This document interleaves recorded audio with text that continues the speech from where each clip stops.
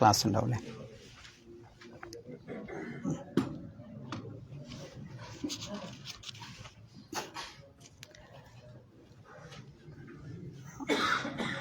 അസ്സലാമു അലൈക്കും. സൂറത്ത് സുഹ്റൂഫിലെ 67 മുതലുള്ള വചനങ്ങളാണ് പഠിക്കാനുള്ളത്. അഊദു ബില്ലാ, ഒരാൾ ഓതിക്കോളി, ഉസ്താദൻ ഓതിക്കോളി. അൽ അഖില്ലാഹു യൗമഇദിൻ. أعوذ بالله من الشيطان الرجيم. بسم الله الرحمن الرحيم. الأخلاء يومئذ بعضهم لبعض عدو إلا المتقين. يا عباد لا خوف عليكم اليوم ولا أنتم تحزنون الذين آمنوا بآياتنا وكانوا مسلمين ادخلوا الجنة أنتم وأزواجكم تحبرون. മതി. തജ്വീദ് പറഞ്ഞോളി. അൽ അഖില്ലാഉ, അവിടെ ആ എന്തുകൊണ്ടാണ് നമ്മൾ ഉച്ചരിക്കുന്നത്? അൽ അഖില്ലാഹു, അവിടെ വസിലിൻ്റെ അംസയല്ലേ? ഈ അംസയാണല്ലോ ഉള്ളത് അല്ലേ? എന്നിട്ട് നമ്മൾ എന്തുകൊണ്ടാണ് ഉച്ചരിക്കുന്നത്? സ്റ്റാർട്ടിങ് ആയതുകൊണ്ട്. തുടക്കമാകുമ്പോൾ അൽഹംദു എന്ന് പറയും പോലെ അൽഹംദുലില്ലാഹി റബ്ബിൽ ആലമീൻ എന്നുള്ളിടത്ത് ഈ അലിഫ കാണാം. പക്ഷെ നമ്മൾ തുടക്കമായതുകൊണ്ടാണ് അങ്ങനെ ഉച്ചരിക്കുന്നത്. ഇനി ഒരാൾ അത് കൂട്ടി ഓതാണ്, വഹും ലാ യശ്ഉറൂനൽ, അവിടെ ഉച്ചരിക്കൂല, യശ്ഉറൂനൽ എന്നാണ് ഉച്ചരിക്കുക. അപ്പോൾ തുടക്കമാണെങ്കിൽ അൽ അഖില്ലാഉ, ലാ നീട്ടണം. എത്ര കതിർ? 4 to 6 വരെ നീട്ടാം. അതിൻ്റെ പേര് മദ് മുത്തസിൽ. പിന്നെ യൗമ ഇതിൻ, ആ തെൻവീൻ എന്താ ചെയ്യേണ്ടത്? ഇതിനുള്ള തെൻവീൻ എന്താ ചെയ്യേണ്ടത്? അവിടെ ഇഖ്ലാബ് ചെയ്യണം, അല്ലേ? ദിൻ എന്നുള്ള തെൻവീൻ്റെ ശേഷം വരുന്ന അക്ഷരം ഏതാണ്? ബ ആണ്. ബ, അതിൻ്റെ ശേഷം വരുന്നത് ബ ആണ്. അങ്ങനെ വരുമ്പോൾ എന്ത് ചെയ്യണം? ഇൻ എന്ന നൂനിൻ്റെ ശബ്ദത്തെ എന്ന പിന്നെ മീമിൻ്റെ ശബ്ദമാക്കി മാറ്റണം. അപ്പോൾ ഓതേണ്ടത് യൗമ ഇദിൻ ബഅളുഹും, യൗമ ഇദിൻ ബഅളുഹും. പിന്നെ ഹും എന്നുള്ള മീമിന് എന്ത് ചെയ്താൽ മതി? ഇൽഹാർ ചെയ്താൽ മതി, മണിക്കാനൊന്നും പോണ്ട.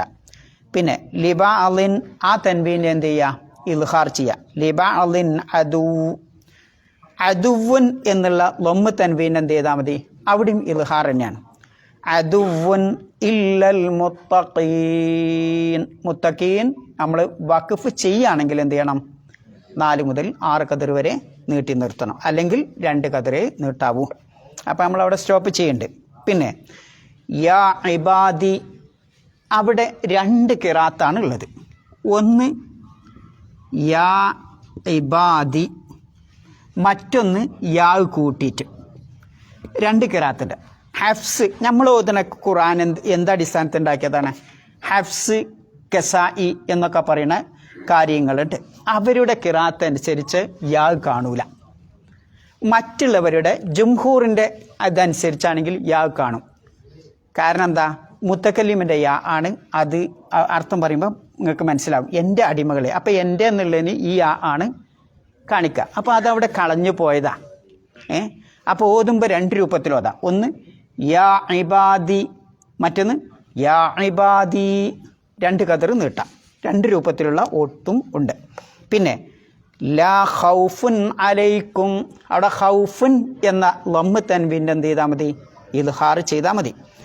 അലൈക്കുമുൽ യൗമ, അവിടെ അലിഫിന് ഉച്ചാരണം ഉണ്ടാവില്ല കൂട്ടി ഓതുമ്പോൾ. പിന്നെ വലാ അൻതും, അവിടെ വലാ എന്നുള്ളത് എത്ര കതിർ നീട്ടണം? 4 മുതൽ 6 കതിർ വരെ നീട്ടണം.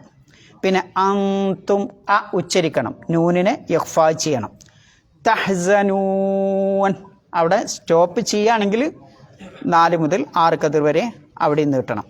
പിന്നെ അല്ലദീന, നേരത്തെ പറഞ്ഞ നിയമം തന്നെ, അല്ലദീന ആമനൂ ബി ആയാത്തിന, വകാനു മുസ്ലിമീൻ. സ്റ്റോപ്പ് ചെയ്യുകയാണെങ്കിൽ അവിടെയും നീട്ടുക.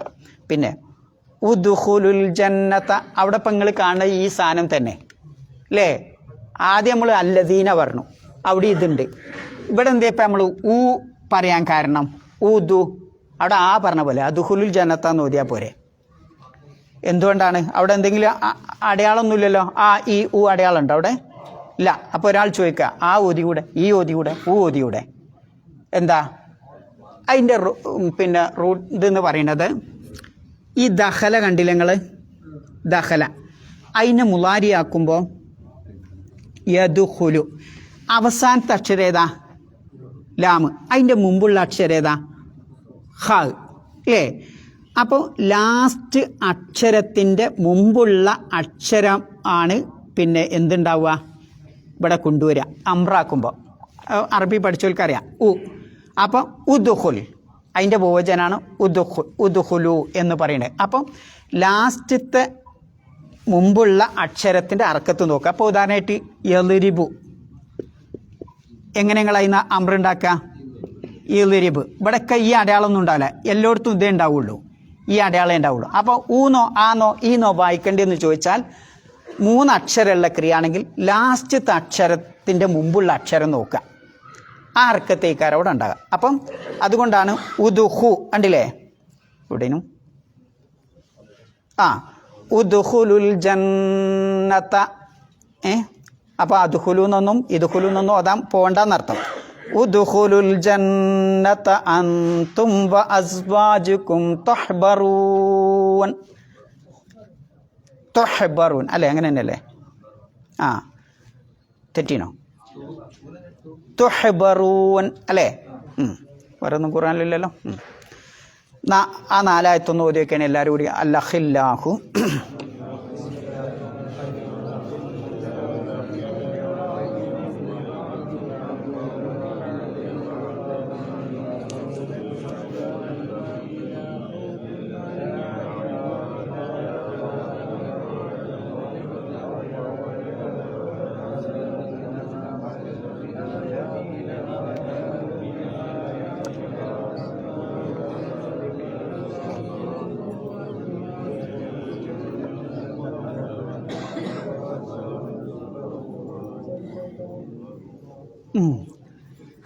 എന്തെങ്കിലും തജ്വീദിലെ ഡൗട്ടുണ്ടോ ആർക്കെങ്കിലും?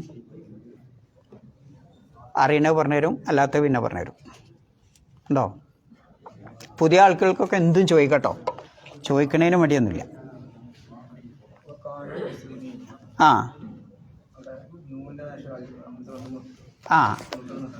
നമ്മൾ ഫസ്റ്റിൽ പറയണതാണ്. പുതിയ ആളുകളുണ്ടെങ്കിൽ ശ്രദ്ധിക്കട്ടോ. അലിഫ് ഇങ്ങനെ ഉണ്ടാവും, നഗ്നമായതുണ്ടാവും. അലിഫിൻ്റെ മുകളിൽ കുട്ടിസാദ് ഉണ്ടാവും. അലിഫിൻ്റെ മുകളിൽ അംസ ഉണ്ടാവും. അലിഫിൻ്റെ മുകളിൽ പിന്നെ വട്ടത്തിലുള്ള സുക്കൂനുണ്ടാവും. അലിഫിൻ്റെ മുകളിൽ മുട്ടയുടെ ആകൃതിയുള്ള സുക്കൂനുണ്ടാവും. ഓരോന്നും വ്യത്യാസമുണ്ട്. എന്താ വ്യത്യാസം? നഗ്നമായ അലിഫ് 2 കാരണത്തിനാണ് വരിക. ഒന്ന് നീട്ടാൻ, ആ ബാ വാ. ഇപ്പോൾ ഒരു അക്ഷരത്തിൻ്റെ ശേഷം നമ്മളിപ്പോൾ ബാടുക, എന്നിട്ട് അലിഫ് വന്നാൽ ബാ അല്ലേ, ആ പറയേണ്ട ആവശ്യമില്ല. രണ്ടാമതൊന്ന് ഈ വാവ് യാ, അതിൻ്റെ മിഡിലും നഗ്നമായ അലിഫ് വരും. അങ്ങനെ വരുമ്പോൾ ആ വാവിനെ അകാരമായി ഉച്ചരിക്കണം. ആ യാഇനെ യാ അല്ല നിങ്ങൾ ഉച്ചരിക്കേണ്ടത്, അകാരമായിട്ട് ഉച്ചരിക്കണം. ആ എന്നാ ഉച്ചരിക്കേണ്ടത്. ഉദാഹരണം സകാത്ത് എന്ന് എഴുതുമ്പോൾ എങ്ങനെ നിങ്ങൾ എഴുതുക? ഇങ്ങനെ ഉണ്ടാവും. ഈ വാവിൻ്റെ മിഡിലുണ്ടാവും. പക്ഷെ സക്കവാത്ത് എന്ന് വായിക്കില്ല, സക്കാത്ത് എന്ന് വായിക്കുള്ളൂ. ഉണ്ടല്ലേ? ഇപ്പോൾ പിന്നെ സ്വലാത്ത് വേറെ എവിടെ വരുന്നത്? അവിടെയും വാവല്ലേ? യാവ് വരുന്ന ഒരു രംഗം. അത് സ്വലവാത്ത് വേറെ ഉണ്ട്. അത് എങ്ങനെ മനസ്സിലാക്കുക വെച്ചാൽ ഈ ഇങ്ങനെ ഉണ്ടാവും, ഇങ്ങനെ ഉണ്ടാവും. എന്താ വ്യത്യാസം? ഇത് ഹാഫിദു അല സ്വലാത്ത്, ആഫിലു അല സ്വലാത്തി എന്താണ്? ആഫിലു അല സ്വലവാത്തി വസ്വലാത്തിൽ ബുസ്ത, അങ്ങനെയല്ലേ? നമസ്കാരത്തെ നിങ്ങൾ സൂക്ഷിക്കുവിൻ, അവിടെ സ്വലവാത്ത്. പിന്നെ വസ്വലാത്തിൽ ബുസ്ത, അവിടെ ഈ സ്വലാത്ത് അട്ടേണ്ട. അപ്പം ഈ വാവിൻ്റെ മിഡിൽ വരുമ്പോൾ ഉച്ചരിക്കേണ്ട സ്വലാത്ത, ഈ വാവിൻ്റെ ശേഷം വരികയാണെങ്കിൽ സ്വലവാത്ത. എന്താ വ്യത്യാസം? ഇത് ഏകവചനാണ്, ഇത് ബഹുവചനാണ്. ഇതിൻ്റെ അർത്ഥം ഒരു നമസ്കാരം, സ്വലവാത്തിൽ ബുസ്ത എന്ന് പറഞ്ഞാൽ പിന്നെ അസർ നമസ്കാരം, സ്വലവാത്ത് പറഞ്ഞാൽ എല്ലാ നമസ്കാരങ്ങളും. മനസ്സിലായില്ലേ? അപ്പോൾ ആ വാവിൻ്റെ ശേഷമാണ്. അത് നിങ്ങൾക്ക് ഖുർആൻ എടുത്ത് നോക്കിയാൽ മനസ്സിലാക്കാൻ പറ്റും. അപ്പോൾ ഈ അലിഫ് വാവിൻ്റെ മിഡിൽ വന്നാൽ അതിൻ്റെ അർത്ഥം അതിനെ അകാരമാക്കണം. വാവ് ഉച്ചരിക്കരുത്, സ്വലവാത്ത് എന്ന് ഉച്ചരിക്കരുത്, സ്വലാത്ത്. വാവിൻ്റെ ശേഷം വന്നാൽ പിന്നെ നീട്ടാനുള്ളതാ സ്വലവാത്ത്. ഇനി ഇതിപ്പോൾ നമ്മൾ നേരത്തെ പഠിച്ചു, വസ്ലിൻ്റെ അംസ കൂട്ടി ഓതുമ്പോൾ ഉച്ചാരണം ഉണ്ടാവില്ല, സ്റ്റാർട്ടിങ്ങിൽ ഉച്ചാരണം ഉണ്ടാവും. ഇത് വന്നാൽ ഏത് അവസരത്തിലും കൂട്ടി എഴുതിയാലും നിങ്ങൾ നിർത്തിയാലും എന്ത് ബ്രേക്ക് കുടിച്ചാലും അതിന് ഉച്ചാരണം ഉണ്ടാവും. ഇത് ഉച്ചാരണം ഉണ്ടാവില്ല. കാരണം അതധികവും വരിക ഫിഅലുകളുടെ കൂടെയാണ്. എന്നാൽ ചില ഇസ്മിൻ്റെ കൂടെ വരും. ഇപ്പോൾ ഉദാഹരണമായിട്ട് അന വരും. സൂറത്ത് കഫിൽ അന വലാക്കിന്ന അവിടെ ഉണ്ട് സൂറത്ത് കഫിലൊക്കെ. ഇസ്മിലും ചിലയിടത്ത് വരും. അധികം വരിക ഇതെവിടെയാണ്?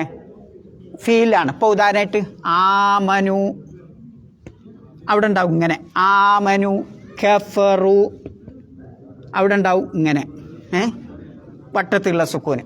അപ്പോൾ ആമനു കഫറു അതിൻ്റെ ശേഷം വരുന്ന അലിഫ് അവിടെ എന്തില്ല? ആമനു എന്ന് ഓതുണ്ട് നമ്മൾ, കഫറു എന്ന് ഓതുണ്ടോ? ഇല്ല, പാടില്ല. എന്ന് കാണിക്കാനാണ് എന്താ ആ വട്ടത്തിലുള്ള മുദവ്വറായ സുക്കൂന് വരുന്നത്. എന്നാൽ മുട്ടയുടെ ആകൃതിയിൽ വരണം. അത് ഇഷ്മാം എന്നറിയും. അത് ഖുർആനിൽ വളരെ കുറവാണ്. സൂറത്ത് യൂസുഫിലൊറ്റ ഒരു സ്ഥലത്തോ 2 സ്ഥലത്തോറ്റേ ഉള്ളൂ ആകെ ഇഷ്മാം എന്നറിയാം. പിന്നെ അങ്ങനെയുള്ള ഒരു മീമിൻ്റെ ശബ്ദമാക്കി മാറ്റാനുള്ള മീമിൻ്റെ ശബ്ദമാണോ? അല്ല, ഒരിങ്ങനെ ചെരിഞ്ഞു കൊണ്ടുപോകാനുള്ള ഒരിതാണ് ഇഷ്മാം എന്ന് പറയുന്നത്. നമുക്ക് ആ സന്ദർഭത്തിൽ മനസ്സിലാക്കുക, വളരെ കുറവാണ്. അപ്പോൾ നഗ്നമായ അലിഫ് 2 ഇത് വസിൻ്റെ അംസ, ഇത് ഖത്തയിൻ്റെ അംസ, ഇത് ഉച്ചാരണം ഉണ്ടാവില്ല. മനസ്സിലായില്ലേ? വേറെ എന്തെങ്കിലും ഡൗട്ട് ഉണ്ടോ? അർത്ഥം പറഞ്ഞോളി, ആർക്കും ചോദിക്കട്ടോ. അൽ അഖില്ലാഹു എന്താ അർത്ഥം? അഖില്ലാഹു സുഹൃത്തുക്കൾ. യൗമ ഇതിൻ അന്നേ ദിവസം സുഹൃത്തുക്കൾ, കൂട്ടുകാർ. ബഅ്ലുഹും അവരിൽ ചിലർ, ലിബഅ്ലിൻ ചിലർക്ക് എന്ന് പറഞ്ഞാൽ പരസ്പരം. അദുവുൻ ചിലർക്ക് എന്ന് പറഞ്ഞാൽ പരസ്പരം. അദുവുൻ ശത്രുക്കളാണ്. ഇല്ലൽ മുത്തഖീൻ അള്ളാഹുവിനെ സൂക്ഷിച്ച് ജീവിക്കുന്ന ആളുകൾ ഒഴികെ, തെക്കുവയിൽ അധിഷ്ഠിതമായി ജീവിക്കുന്ന ആളുകൾ ഒഴികെ. അന്നത്തെ ദിവസം സുഹൃത്തുക്കളൊക്കെ പരസ്പരം ശത്രുക്കളാണ്. യാ ഇബാദി എൻ്റെ അടിമകളെ, ലാ ഖൗഫുൻ അലൈക്കുമുൽ യൗം ഇന്നത്തെ ദിവസം നിങ്ങൾക്ക് ഭയമില്ല എന്നുള്ളതിൻ്റെ അർത്ഥം യാതൊരു ഭയമില്ല, ഒട്ടും ഭയപ്പെടണ്ട. പിന്നെ വലാ അൻതും നിങ്ങളല്ല, തഹ്സനൂൻ ദുഃഖിക്കേണ്ടി വരികയും ഇല്ല. അല്ലദീന ആമനു വിശ്വസിച്ചവരോ ആരോ അവരുടെ സ്വഭാവമാണിത്. ബി ആയാത്തിന നമ്മുടെ ദൃഷ്ടാന്തങ്ങളിൽ വിശ്വസിച്ച ആളുകൾക്ക് എന്തില്ല? ഭയപ്പെടേണ്ടതില്ല, ദുഃഖിക്കേണ്ടതും ഇല്ല.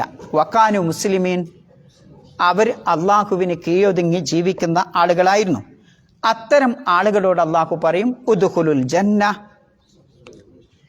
നിങ്ങൾ സ്വർഗത്തിൽ കടന്നു വരുവിൻ, പ്രവേശിക്കുവിൻ. അൻതും വ അസ്വാജുക്കും നിങ്ങളും നിങ്ങളുടെ ഇണകളും.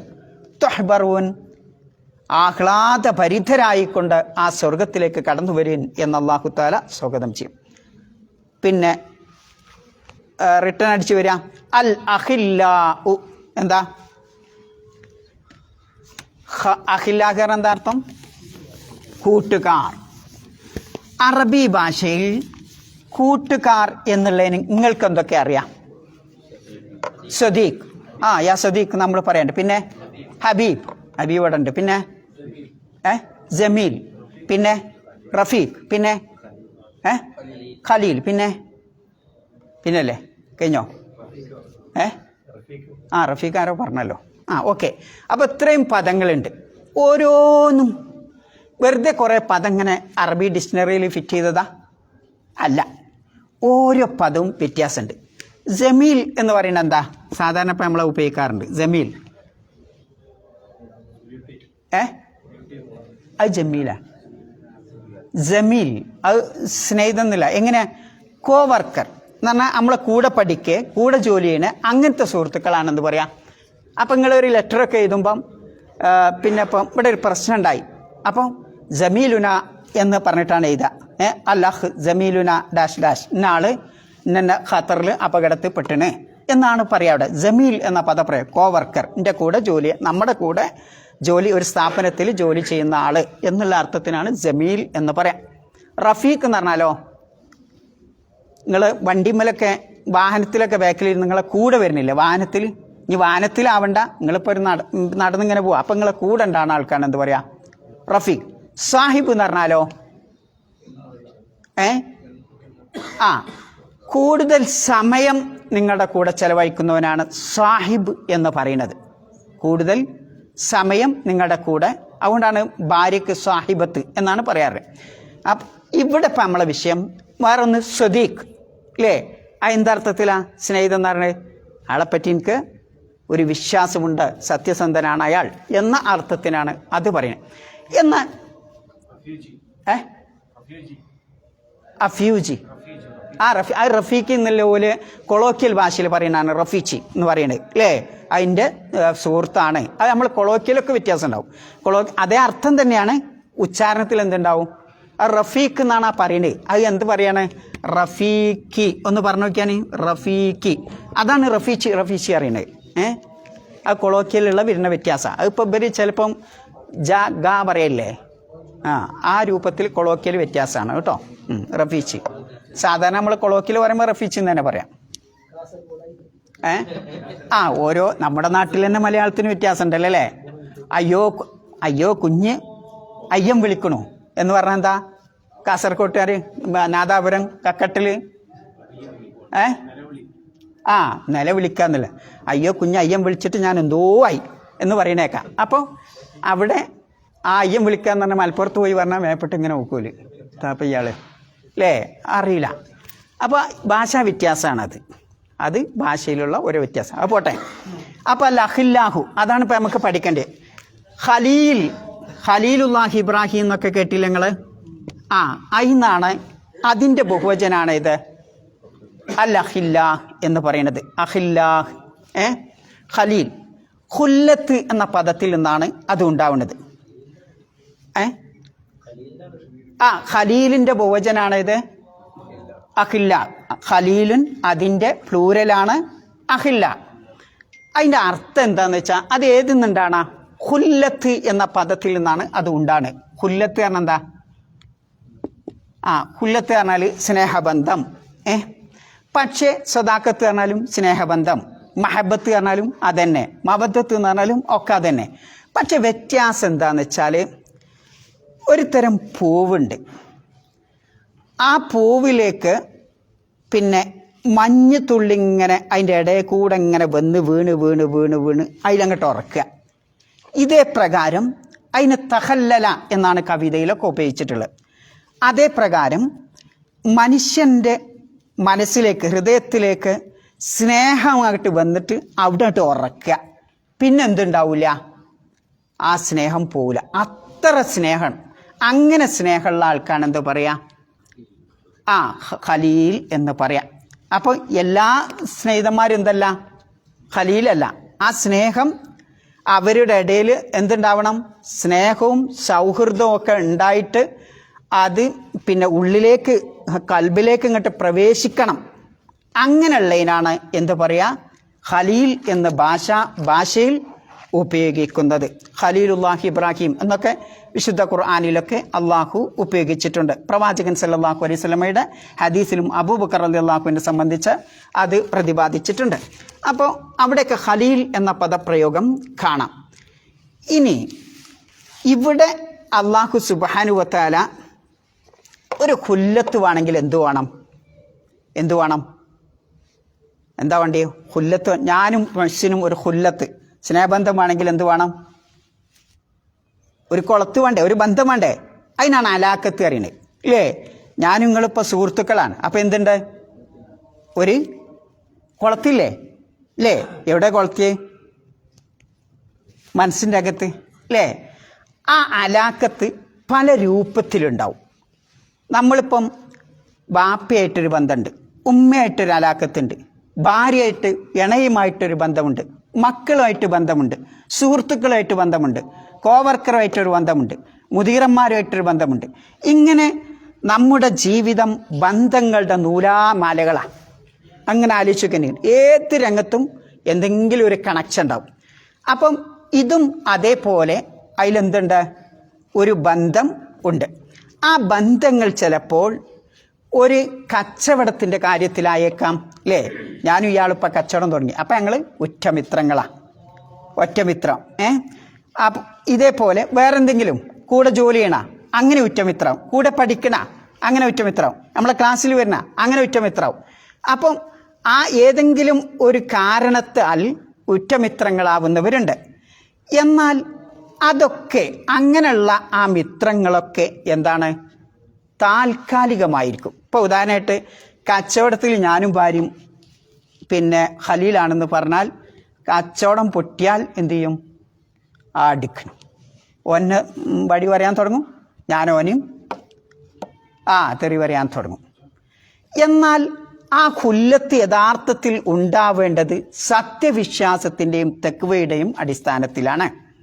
ഭൗതികമായ ഒരു നേട്ടത്തിൻ്റെ അടിസ്ഥാനത്തിൽ ഉണ്ടാവുന്ന ഖുല്ലത്തും എന്തല്ല?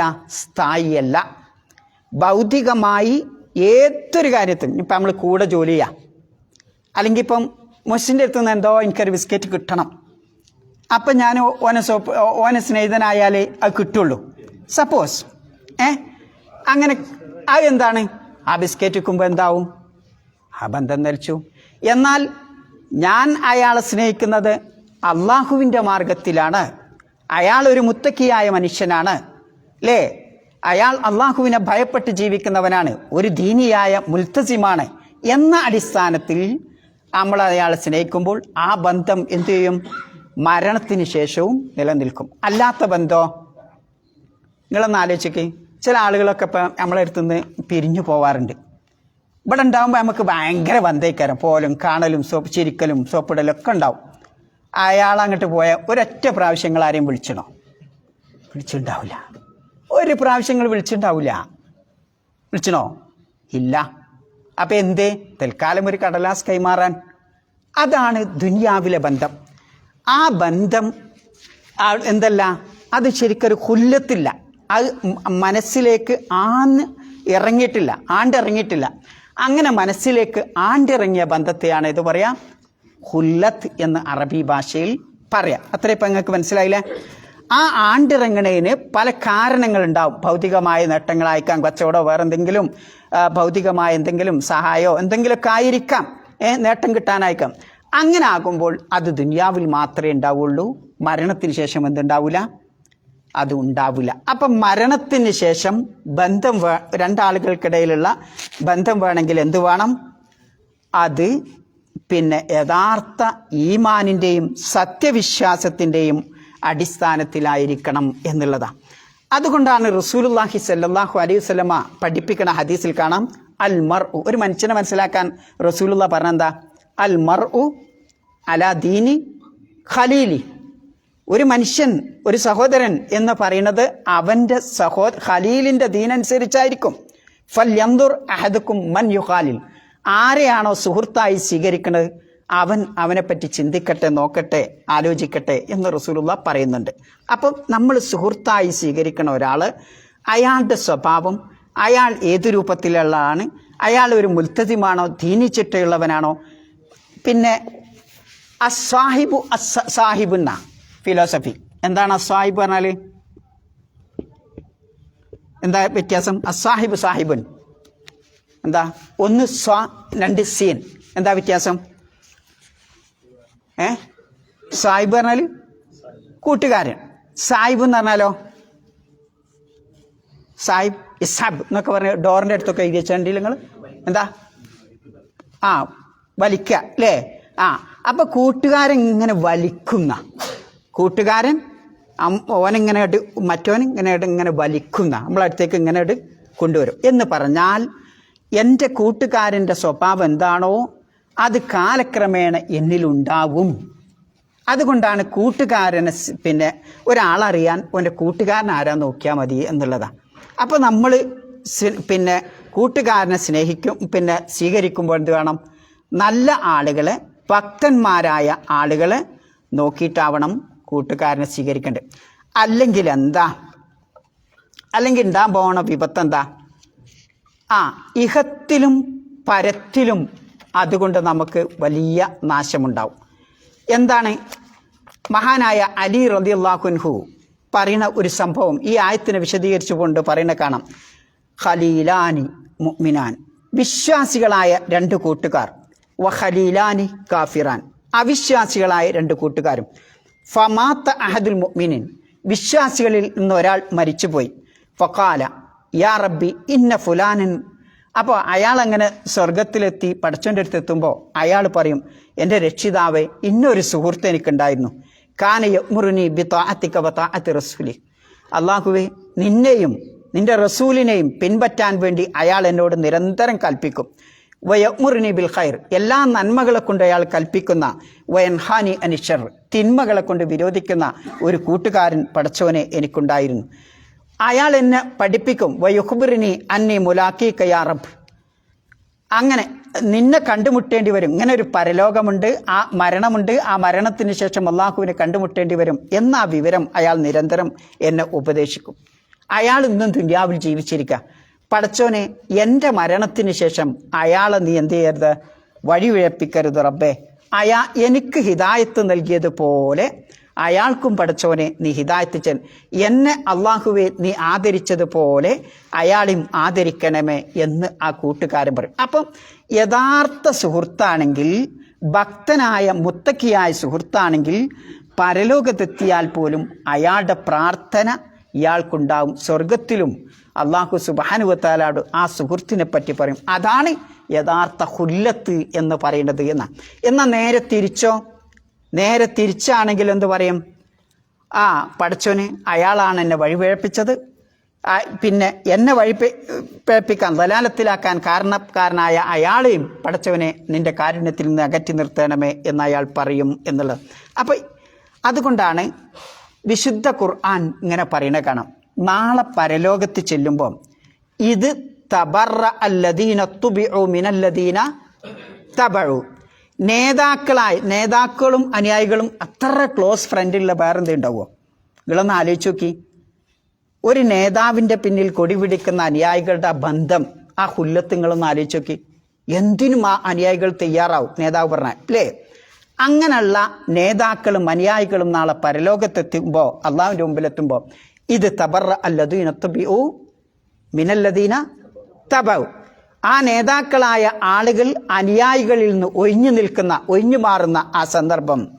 വറഔൽ അദാബ്, അള്ളാഹുവിൻ്റെ നരകശിക്ഷ ഇങ്ങനെ കാണുമ്പോൾ, വതഖത്തഅത് ബിഹിമുൽ അസ്ബാബ്, എല്ലാ ബന്ധങ്ങളും അവിടെ പിന്നെ അറ്റുപോയിട്ടുണ്ടാവും എന്നുള്ള എല്ലാ ബന്ധങ്ങളും അവിടെ വിച്ഛേദിക്കപ്പെടും. എന്ത് നേതാവായാലും ഏത് പാർട്ടിയുടെ അനുയായിയായാലും അവിടെ നിക്ഷേപിക്കപ്പെടും. വഖാലല്ലദീന തബഉ, അവിടെ അനുയായികൾ നേതാക്കളോട് ചോദിക്കും, നേതാക്കളെ പറ്റി പറയും, ലൗ അന്നലനാ കറ, അള്ളാഹുവേ, ഒരു ദുനിയാവിലേക്കൊരു മടക്കം കൂടി ഞങ്ങൾക്കുണ്ടായിരുന്നെങ്കിൽ, ഫന തബറ മിൻഹും കമാ തബറ ഉമിന, ഞങ്ങളിൽ നിന്ന് ഇപ്പം ഈ നേതാക്കൾ ഒഴിഞ്ഞു പോയതുപോലെ അവരിൽ നിന്ന് ഞങ്ങളും വിട്ടുനിൽക്കുമായിരുന്നു, ഒഴിഞ്ഞു പോകുമായിരുന്നു, പടച്ചവനെ ഒഴിഞ്ഞു മാറുമായിരുന്നു എന്ന് ആ അനുയായികൾ അള്ളാഹുവിനോട് പറയുന്ന. കദാലിക് യുരീഹുമുല്ലാഹു അഅ്മാലുഹും, അങ്ങനെ അവരുടെ പ്രവർത്തനങ്ങളൊക്കെ അല്ലാഹു തആല അവർക്ക് കാണിച്ചു കൊടുക്കും. ഹസറാത്തിൻ, അങ്ങേറ്റത്തെ കൊടിയ ഖേദമായി അവർ പ്രവർത്തിച്ച ഈ കൊടി പിടിച്ച ഇതൊക്കെ അല്ലാഹു സുബ്ഹാനഹു വ തആല അവരുടെ ഈ പ്രവർത്തനങ്ങളൊക്കെ കൊടിയ ഖേദമായി അവർക്ക് കാണിച്ചു കൊടുക്കും. ഹസറാത്തിൻ അലൈഹിം വമാ ഹും ബിഖാരിജീന മിനന്നാർ, അവരാവട്ടെ നരകത്തിൽ നിന്നിട്ട് പുറത്തു പോവില്ല എന്നുള്ള. അപ്പം നോക്കി നിങ്ങൾ, ബന്ധങ്ങൾ, സ്നേഹബന്ധങ്ങൾ, നേതാക്കളും അനുയായികളും തമ്മിലുള്ള ബന്ധം, ആ ബന്ധം യഥാർത്ഥ തഖ്വയുടെയും സത്യവിശ്വാസത്തിൻ്റെയും അടിസ്ഥാനത്തിലല്ല എങ്കിൽ ദുനിയാവിൽ മരണം വരെ ഉണ്ടാവും ആ ബന്ധം, ആ ഹുല്ലത്ത്. അതങ്ങട്ട് ബോർഡർ കടന്നാൽ ആ ബന്ധം എന്തായി? അനുയായികളും നിഷേധിക്കും, നേതാക്കളും നിഷേധിക്കും, ആ ഒരു സുഹൃത്തും നിഷേധിക്കും, മറ്റേ സുഹൃത്തും നിഷേധിക്കും എന്ന്. അപ്പം ആ ഒരു ചിത്രം, അതുകൊണ്ടാണ് അള്ളാഹുവിൻ്റെ മുമ്പിൽ പറയുന്ന മറ്റൊരു ഇതുണ്ട്. ഖാല കരീനുഹു, ഒരു സുഹൃത്ത് പറയും, റബ്ബന മാ അത്ഗൈതു, ഞാൻ ഓനോട് യാതൊരു അതിക്രമവും പ്രവർത്തിച്ചിട്ടില്ല പഠിച്ചോനെ, വലാക്കിൻ കാന ഫി ളലാലിൻ മുബീൻ, ഓൻ വ്യക്തമായ അതിവിദൂരമായ വഴികേടില്ലെന്ന് പഠിച്ചോനെ, ഓനൊന്നും ചെയ്തിട്ടില്ല. അപ്പം അള്ളാഹ് പറയും, ഖാല ലാ തഖ്തസിമു ലദയ്യ, നിങ്ങൾ എൻ്റെ അടുത്ത് വന്നിട്ട് ഈ കച്ചറ തർക്കം കൂടണ്ട കേട്ടോ, എൻ്റെ അടുത്ത് വന്നിട്ട് ഇതൊന്നും പറയണ്ട. വഖദ് ഖദ്ദംതു ഇലൈക്കും ബിൽ വഈദ്, നേരത്തെ തന്നെ ദുനിയാവിൽ വെച്ച് ഇതൊക്കെ ഞാൻ നിങ്ങൾക്ക് മുൻകൂട്ടി പറഞ്ഞു തന്നിട്ടുണ്ട്. മാ യുബദ്ദലുൽ ഖൗലു ലദയ്യ, എൻ്റെ അടുക്ക് ഇനി ശിക്ഷ, ഇനി യാതൊരു മാറ്റവും ഒരു ചേഞ്ചും ഇവിടെ ഉണ്ടാവില്ല. വമാ അന ബിളല്ലാമിൽ ലിൽ അബീദ്, ഞാൻ ഒരടിമയും അള്ളാഹുവിൻ്റെ അടിമകളിൽപ്പെട്ട ഒരു അടിയാനോടും ഞാൻ അനീതി പ്രവർത്തിക്കുന്നവനുമല്ല എന്ന് അള്ളാഹു തആല ഒരു സുഹൃത്ത് മറ്റൊരു സുഹൃത്തിൻ്റെ തർക്കത്തിന് ഉത്തരമായി അള്ളാഹു തആല പറയും എന്ന് വിശുദ്ധ ഖുർആൻ നമ്മെ പഠിപ്പിക്കുന്നുണ്ട്. ആലോചിച്ച് നോക്കൂ സഹോദരന്മാരെ, ഇത് നമ്മെ പഠിപ്പിക്കുന്ന ഒരു വലിയ വിഷയമുണ്ട്. ബന്ധങ്ങൾ എന്തിൻ്റെ അടിസ്ഥാനത്തിലാവണം? ആദർശത്തിൻ്റെ അടിസ്ഥാനത്തിലാവണം. അല്ലേ? നമ്മളിപ്പോൾ ഇവിടെയൊക്കെ ഒരുമിച്ച് കൂടിയപ്പോൾ എന്തിനാ? ഈ ആദർശ അല്ല. അപ്പം എൻ്റെ അടുത്ത് നിങ്ങൾക്ക് എന്തെങ്കിലും കിട്ടുമോ? അല്ലേ? അല്ലെങ്കിൽ നിങ്ങളെടുത്ത് നിന്ന് എന്തെങ്കിലും എനിക്ക് കിട്ടുമെന്ന് വിചാരിച്ചിട്ടാ? അതൊന്നുമല്ല. മറിച്ച് അഖീദയുടെ, തഖ്വയുടെ, ലാ ഇലാഹ ഇല്ലല്ലാഹ് എന്ന ആ കലിമത്ത് തൗഹീദിൻ്റെ അടിസ്ഥാനത്തിലായിരിക്കണം സുഹൃബന്ധം ഉണ്ടാവേണ്ടത് എന്ന്. ഇനി ആലോചിച്ച് നോക്കൂ, ഇന്നിപ്പോൾ നമ്മളെ സഹായിക്കാൻ ഒരുപാട് ലോക പോലീസൊക്കെ ഉണ്ടാവും. അല്ലേ? പരലോകത്ത് ചെല്ലുമ്പം ഈ ലോക പോലീസൊക്കെ ഇവിടെ ഉണ്ടാവും. അവിടെ സഹായിക്കും നമ്മൾ? ഒരാളും ഉണ്ടാവില്ല. അവിടെ നമ്മൾ ചെയ്ത അമല്, അതാണ് നമ്മളെ സുഹൃത്തായിട്ട് വരിക. ഖബറിലും നമ്മൾ ചെയ്ത അമലാണ് നമ്മുടെ സുഹൃത്തായിട്ട് വരിക. അതുകൊണ്ട് ഒരു ഇത് സ്വീകരിക്കുമ്പോൾ, ഒരു ഖലീലിനെ സ്വീകരിക്കുമ്പോൾ വളരെ ജാഗരൂകരായി ശ്രദ്ധയോടുകൂടിയാവണം ശ്രദ്ധിക്കണം.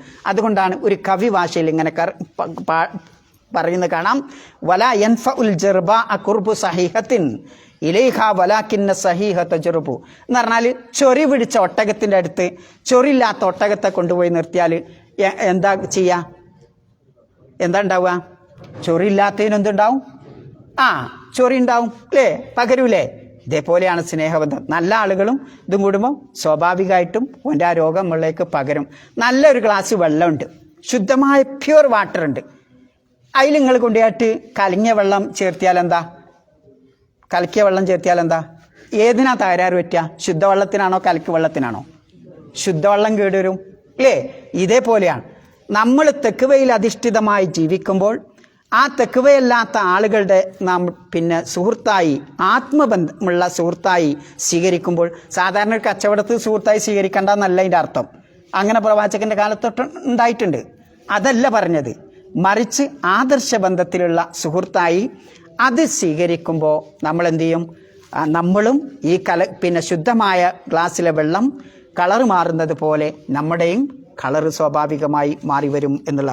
അതുകൊണ്ട് നമ്മുടെ മക്കളൊക്കെ ഒരു രക്ഷിതാവ് എന്നുള്ള നിലക്ക് ആദ്യം തന്നെ നാം സ്വീകരിക്കേണ്ടതാണ് ആരാണോ അവൻ്റെ കൂട്ടുകാരൻ.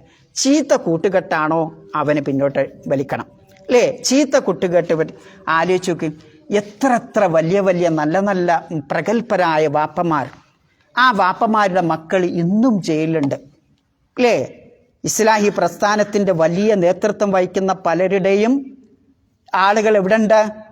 ജയിലിലുണ്ട്, കുറ്റവാളിയായിട്ടുണ്ട്, ഗുണ്ടായിസത്തിലുണ്ട്. ഇതൊക്കെ ഉണ്ട്. എന്തേ കാരണം? പാപ്പ തെറ്റിയതുകൊണ്ടാ? അല്ല. സുഹൃർ വലയം എന്ന് പറയുന്നത് ഒരു മഹാ അപകടം പിടിച്ച ഒരു കാലഘട്ടത്തിലൂടെയാണ് എപ്പോഴും നമ്മൾ നടന്നു. അല്ലേ? മയക്കുമരുന്ന്, മുഹദ്ദിറാത്ത്, പിന്നെ ഇങ്ങനെയുള്ള ലഹരി പദാർത്ഥങ്ങൾ, ഇതിൻ്റെ ഒഴുക്കിൻ്റെ കാലഘട്ടമാണ്. അപ്പം ആരാണ് എൻ്റെ കുട്ടിയുടെ, എൻ്റെ പെൺകുട്ടിയുടെ, എൻ്റെ ആൺകുട്ടിയുടെ സുഹൃത്ത് എന്ന് നാം ഓരോരുത്തരും ചിന്തിക്കണം. അതുകൊണ്ടാണ് ഇമാം ഷാഫി റഹ്മത്തുള്ളാഹി അലൈഹി പറയുന്ന ഒരു കവിതയിൽ കാണാം, ഇന്ന ലില്ലാഹി ഇബാദൻ ഫുതന തല്ലഖു ദുനിയാ വഖാഫുൽ ഫിതന നളറു ഫീഹാ ഫലമ്മാ അലിമു അന്നഹാ ലൈസത്ത് ലിഅയ്യിൻ വതന ജഅലൂഹാ ലുജ്ജതൻ വത്തഖദു സാലിഹൽ അഅമാലി ഫീഹാ സുഫന എന്ന് പറഞ്ഞാൽ, അള്ളാഹ് പടച്ച തമ്പുരാന് ബുദ്ധിമാന്മാരായ ചില അടിയാന്മാരുണ്ട്, അടിമകളുണ്ടെന്ന. അവരുടെ പ്രത്യേകത ദുനിയാവൊക്കെ അവിടെ ഒഴിവാക്കിയിട്ടുണ്ടാവുമല്ലോ. പിന്നെ ആ ദുനിയാവിനെ ഫിത്തനയെ അവർ ഭയപ്പെടുന്നുണ്ടാവും. അവർ ആ ദുനിയാവിനെ പറ്റി പഠിച്ച് മനസ്സിലാക്കിയപ്പോൾ അവർക്ക് മനസ്സിലായൊരു കാര്യം, ഈ ദുനിയാവ് യഥാർത്ഥത്തിൽ നമ്മളെ സ്വദേശമായി വത്തനായി സ്വീകരിക്കാൻ പറ്റൂല എന്ന്. കാരണം എന്താ? ദുനിയാവ് എന്ന് പറയുന്നത് ഒരു ആഴിക്കടലാണ്, അപകടം പിടിച്ച ഒരു കടലാണ്, വളരെ ആഴമുള്ള അപകടം പിടിച്ച ആഴിക്കടലാണ്. അതുകൊണ്ട് ആ ആഴക്കടലിൽ നിന്ന് രക്ഷപ്പെടണമെങ്കിൽ ഒരൊറ്റ സുഹൃത്തേ ഉള്ളൂ, അതാണ് അമലു സ്വാലിയാത്ത്. ആ കപ്പൽ, അമലു സ്വാലിയാത്ത് എന്ന് പറഞ്ഞ കപ്പലിൽ കയറിക്കൊണ്ടായിരിക്കണം നിങ്ങളുടെ ഓരോ ഈ ദുനിയാവിലെ മരണം വരെയുള്ള യാത്ര നിങ്ങൾ മുന്നോട്ട് കൊണ്ടുപോവേണ്ടത് എന്ന് അദ്ദേഹം പറയുന്നത് കാണാം. അപ്പോൾ സഹോദരന്മാരെ, നബി സല്ലല്ലാഹു അലൈഹി വസല്ലമയോട് പോലും അല്ലാഹു തആല പറയുന്നത് എന്താ? സൂറത്ത് കഹ്ഫിലെ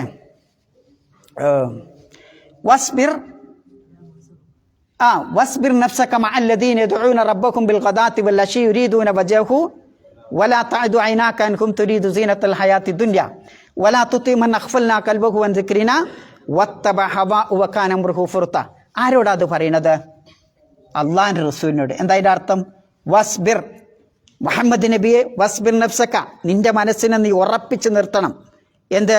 മഅല്ലദീന യദ്ഊന റബ്ബഹും ബിൽഗദാത്തി വല്ലശി, രാവിലെയും വൈകുന്നേരവും ഒക്കെ അള്ളാഹുവിനോട് മാത്രം പ്രാർത്ഥിക്കുന്ന ഈ പാവങ്ങളുടെ കൂടെ, ആ അഹ്ലു സുഫത്തിന്റെ കൂടെ ഇനി ഉറച്ചു നിൽക്കണം നബിയെ.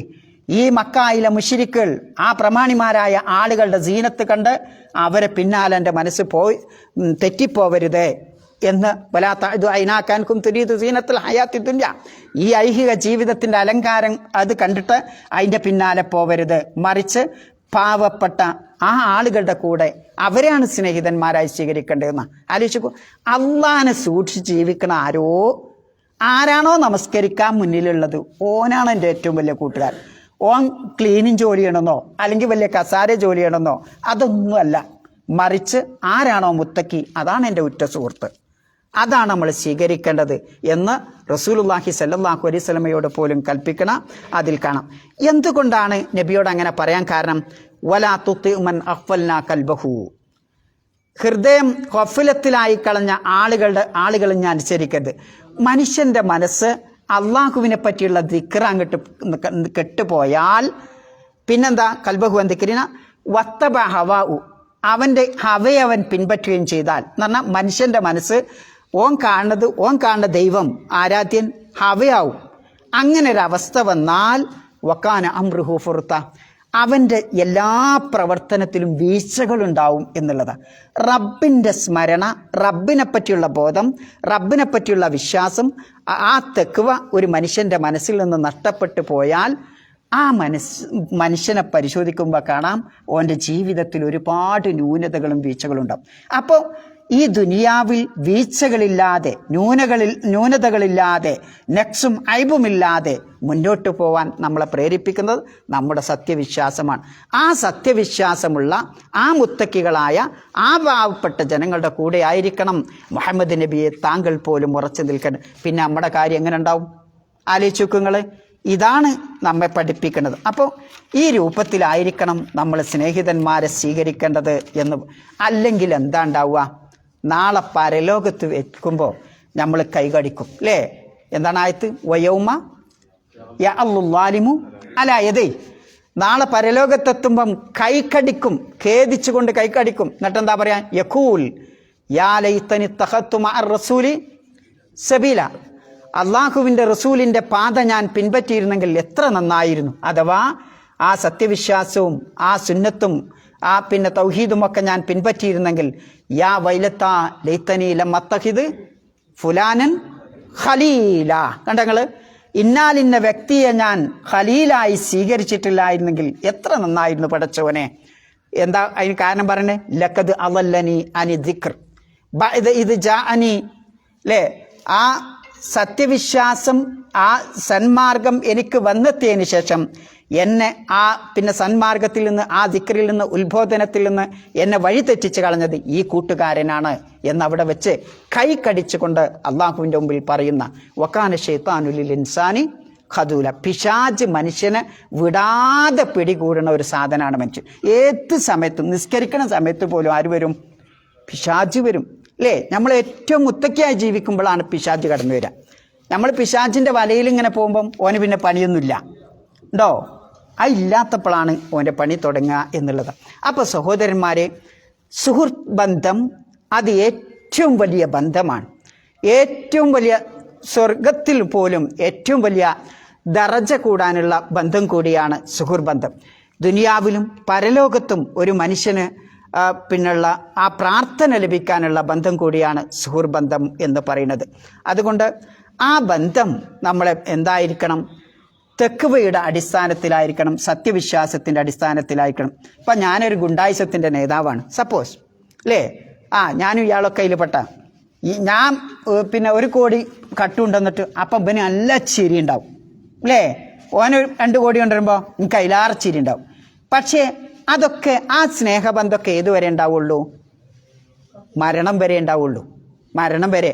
അത് കഴിഞ്ഞാലോ ബോർഡറിൽ കിടന്നാൽ ചിലപ്പോൾ ദുനിയാവിൽ തന്നെ ഒരു ശപിച്ചേക്കാം, അല്ലേ? അപ്പം ബന്ധങ്ങൾ അള്ളാഹുവിൻ്റെ മൻഹജ് അനുസരിച്ചായില്ല എങ്കിൽ കൈ കടിക്കേണ്ടി വരും എന്നതാണ് അതും നമ്മെ പഠിപ്പിക്കുന്നത്. അതുകൊണ്ടാണ് പിന്നെ ഇനിയുള്ള മറ്റൊരു ബന്ധമാണല്ലോ, കൊല്ലത്തുള്ള ബന്ധമാണല്ലോ ഇണകൾ തമ്മിലുള്ള ബന്ധം. നിങ്ങളൊക്കെ നിങ്ങളെ ഭാര്യമാർ അങ്ങേയറ്റം ഇഷ്ടപ്പെടാറില്ലേ? ഉണ്ടോ? ഏതെങ്കിലും ഒരു സ്റ്റേജ് കഴിയുമ്പോൾ നിങ്ങൾക്ക് ദേഷ്യം പിടിച്ചിട്ടുണ്ടോ? ഉണ്ടോ? ഉണ്ടാവും. നിങ്ങൾക്ക് വരാൻ പോകണം. നിങ്ങളൊക്കെ ശബാബിങ്ങളാ. ഒരു 10-50 വയസ്സാവുമ്പം, ഒരു 60 വയസ്സാകുമ്പം ചില ഇതൊക്കെ ഉണ്ടാവും, അല്ലേ? ഒക്കെ ഉണ്ടാവും. ഒക്കെ വരാൻ പോകുന്നുള്ളൂ. അവിടെ വെച്ച് നിങ്ങൾ എന്നെ ഓർത്താൽ മതി. അതുകൊണ്ടാ വിശുദ്ധ ഖുർആൻ പറയുന്നത്. അല്ലാഹ് പറയാ, യാ അയ്യുഹല്ലദീന ആമനു. നാട്ടുകാരെ നല്ല അല്ലാഹ് വിളിച്ചത്. വിശ്വാസികളെ, നമസ്കരിക്കുന്ന അള്ളാഹുവിനെ വിശ്വസിക്കുന്ന മുത്തക്കികളായ ആളുകളെ, ഇന്ന മിൻ അസ്വാജിക്കും വ ഔലാദിക്കും അദുവ്വല്ലക്കും. നിങ്ങളുടെ ഇണകളിലും നിങ്ങളുടെ മക്കളിലും നിങ്ങൾക്ക് ശത്രുക്കളുണ്ട് എന്ന് അല്ലാഹു തആല ഫഹ്സറൂഹും, അവരെ സൂക്ഷിക്കണം എന്നാ. അപ്പം ബന്ധങ്ങൾ അത് ഇണയായിരുന്നാൽ പോലും, ഭാര്യയായിരുന്നാലും ഭർത്താവായിരുന്നാലും മകനായിരുന്നാലും മകളായിരുന്നാലും ബാപ്പയും മക്കളും തമ്മിലുള്ള ബന്ധം എന്തായിരുന്നാലും സഹോദരന്മാരായിരുന്നു ഒക്കെ ശത്രുത കടന്നു വരുന്ന രംഗങ്ങളുണ്ട്. എന്തുകൊണ്ടാണ് അല്ലാഹു തആല അങ്ങനെ പറയുന്നത്? ഉമ്മ ചിലപ്പോൾ കുട്ടിക്ക് സ്വാതന്ത്ര്യം കൊടുത്തു, ആകെ ഒരു പൊന്നാര മോളുള്ളൂ, നിങ്ങൾ എന്തിനാ അതിനെങ്ങനെ ഇതാക്കണമെന്ന് പറയും വാപ്പനോട്. മോള് തലയിലൊന്നും ഇടാതെ അങ്ങനെ പോവും, ആരെങ്കിലൊക്കെ ബാക്കിൽ പോവും. അവസാനം വാപ്പ ഇങ്ങനെ കൈയ്യടിക്കുക, അല്ലാ ഓൻ്റെ ഒപ്പം ഓടിപ്പോയി എൻ്റെ മോള്. എന്തേ കാരണം? ഈ സ്വാതന്ത്ര്യമാണ്, അല്ലേ? അല്ലെങ്കിൽ ചില വീട്ടിലുണ്ടാവും വാപ്പ എന്ത് ചെയ്യില്ല, അതിയായ സ്വാതന്ത്ര്യം കൊടുക്കും ബാപ്പ. ആകെ ഒരു പൊന്നാര മോളില്ലതാ എനിക്ക്, അല്ലേ? 10 കുട്ടികളും 1 എനിക്ക് പെൺകുട്ടികളും, അത് മര്യാദയ്ക്ക് ജീവിച്ചോട്ടെ. ആ മര്യാദയ്ക്ക് ഉമ്മ ഇടയ്ക്കൊരു മേട്ടം കൊടുക്കും. അപ്പം ഉമ്മനെ ചീത്ത അറിയാം നമ്മൾ, അല്ലേ? ഭാര്യനെ നമ്മൾ ചീത്ത പറയും. ആ ചീത്ത പറയണ്ടല്ലോ, കുട്ടിക്ക് ഈ കൊടുക്കുന്ന സ്വാതന്ത്ര്യം ഒരു പക്ഷേ നമ്മളിൽ നിന്ന് വഴിവഴച്ച് പോവാൻ അത് കാരണമാകും. ഇങ്ങനെയൊക്കെയുള്ള ഒരുപാട് ബന്ധങ്ങൾ ശത്രുക്കളായി ആ കുട്ടി തന്നെ പിന്നെ എന്താവും? കോടതിയിലൊക്കെ പോയിട്ട് മറ്റവൻ്റെ കൂടെ ബാപ്പിയും ഇങ്ങനെ കൈകടിക്കേണ്ടി വരും, അല്ലേ? നമുക്കൊരാൾ ശത്രു ഉണ്ടെങ്കിൽ, നിങ്ങളിൻ്റെ ശത്രു ആണെങ്കിൽ എന്ത് ചെയ്യുക? അടിച്ചിട്ട് തീർക്കാം, അല്ലേ? എന്തെങ്കിലും പറഞ്ഞിട്ട് തീരുക. സ്വന്തം മക്കൾ വാപ്പക്കെതിരെ തിരിയുമ്പോൾ, ഉമ്മക്കെതിരെ തിരിയുമ്പോൾ ആരോടാ പറയാ? കടിച്ച് തീക്കനൽ കടിച്ച് അവരുടെ ജീവിതം അവസാനിപ്പിക്കേണ്ടി വരും, അല്ലേ? ആലോചിച്ച് നോക്കുങ്ങൾ. ഇതൊക്കെ നമ്മൾ കാണുന്ന ചിത്രങ്ങളാണ്. അതുകൊണ്ട് അല്ലാഹു തആല പറഞ്ഞത്, നിങ്ങളുടെ ഇണകൾക്കിടയിലും നിങ്ങളുടെ മക്കൾക്കിടയിലും ഈ ഹുല്ലത്ത് ഉണ്ട്. ആ ഹുല്ലത്തിൽ എന്തുണ്ടാവും? ശത്രുത വരും. ആ ശത്രുതയെ നിങ്ങൾ പിന്നെ ജാഗരൂകരായിരിക്കണം, സൂക്ഷിക്കണം. അപ്പം അതുകൊണ്ട് നമ്മൾ എന്ത് ചെയ്യണം? മക്കളെ വളർത്തുമ്പോഴും ആ ബന്ധങ്ങളും ഭാര്യ ഭർത്താക്കന്മാരുള്ള ബന്ധങ്ങളുമൊക്കെ യഥാർത്ഥ അള്ളാഹുവിൻ്റെ മൻഹജ് തൗഹീദ് അനുസരിച്ച് ആദർശമനുസരിച്ചായിരിക്കണം. അല്ലാതെ ചൊർക്ക് കണ്ടിട്ടോ അല്ലെങ്കിൽ വേറെ ഏതെങ്കിലും ഡ്രസ്സിൻ്റെ തൽക്കാലം തക്കാളി പോലുള്ള മുഖം കണ്ടിട്ടോ അതൊക്കെ കുറച്ച് കഴിഞ്ഞാൽ എന്താവും? വാടിത്തകരും, അല്ലേ? അതൊന്നും കണ്ടിട്ടല്ല, മറിച്ച് ആദർശത്തിൻ്റെ അടിസ്ഥാനത്തിൽ, ആ വിശ്വാസത്തിൻ്റെ അടിസ്ഥാനത്തിൽ, തെക്കുവയുടെ അടിസ്ഥാനത്തിലായിരിക്കണം ആ ബന്ധങ്ങളും ഊട്ടിയുറപ്പിക്കേണ്ടത് എന്നുള്ള. അല്ലെങ്കിൽ പരലോകത്ത് ചെല്ലുമ്പോൾ എന്തുണ്ടാവും? കൈകടിക്കേണ്ടി വരും. ആയിഷ ബീബി പറയുന്ന ഒരു രംഗം ഹദീസിൽ, അല്ല പിന്നെ ഈ ആളുകൾ പിന്നെ ഉമ്മയും ബാപ്പയും അതേപോലെ തന്നെ മക്കളും ഒക്കെയുള്ള ആ ബന്ധങ്ങൾ അവിടെ ഉണ്ടാവൂലേ എന്ന് ചോദിക്കുമ്പോൾ പറയുന്നത്, അവരൊക്കെ ഇങ്ങനെ നോക്കൂലേ? 4 സ്ഥലത്ത് ഒരു സ്ഥലം ഉമ്മ വന്നിട്ട് ചോദിക്കുന്ന എന്ത്? അല്ല മോളെ, എൻ്റെ മോനെ, എൻ്റെ മാറിടം അതല്ലേ നിനക്ക് കുടിക്കാൻ ഞാൻ തന്നിരുന്നത്? അല്ല മോനെ, എൻ്റെ എന്താ പറയുക, ഈ സ്ഥലം മടിത്തട്ട് എനിക്ക് കിടക്കാനുള്ള വിരിപ്പാക്കി തന്നില്ലേ?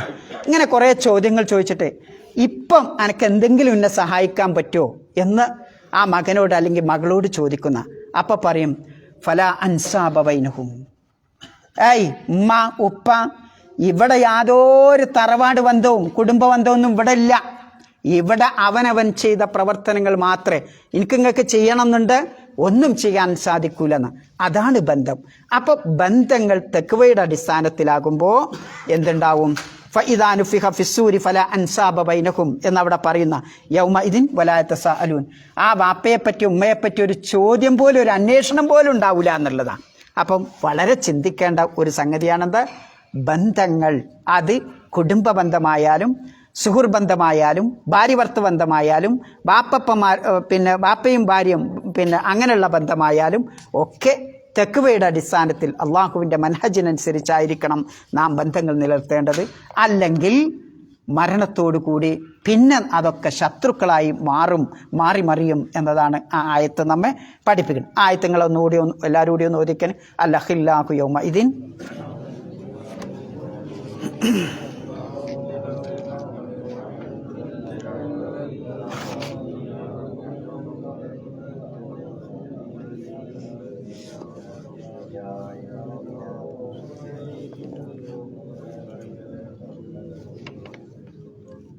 അത് മതി. സുബ്ഹാനക്കല്ലാഹുമ്മ ബിഹംദിക അഷ്ഹദു അല്ലാ ഇലാഹ ഇല്ലാ അൻത അസ്തഗ്ഫിറുക വഅതൂബു ഇലൈക്.